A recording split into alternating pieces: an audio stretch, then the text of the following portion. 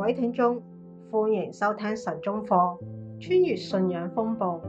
今日係8月5日，題目係以利亞的繼承人。是日經文出自哥林多前書15章51同52節。我如今把一件奧秘的事告訴你們，我們不是都要睡覺，乃是都要改變。就在一霎時，眨眼之間，號筒末次吹響的時候，因號筒要響，死人也要復活，成為不朽壞的，我們也要改變。以利亞喺曠野之中孑然一身，灰心失望嘅時候，就曾經講過佢已經活夠啦，並且一心求死。主本住佢嘅憐憫，並冇照佢嘅話去做，因為仲有一項大工要以利亞去做，而且喺佢嘅工作完成之後，佢唔係要喺灰心同埋孤獨之中死去，亦都唔會落到墳墓入面，而係要同上帝嘅天使一同升到佢榮耀嘅面前。以利沙看見就呼叫說：我父啊，我父啊！以色列的戰車馬兵啊，以後不再見他了。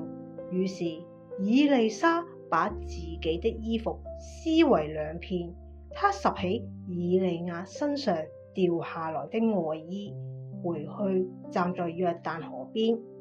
他用以利亞身上掉下來的外衣打水，說：耶和華以利亞的上帝在哪裏呢？打水之後，水也左右分開，以利沙就過來了。住耶利哥的先知門徒從對面看見他，就說：感動以利亞的靈感動以利沙了。他們就來迎接他，在他面前俯伏於地。當主照住佢嘅美意，認為應當將嗰啲佢所賦予智慧嘅人挪離佢嘅工作嗰陣，佢就幫助並加強佢哋嘅繼承人。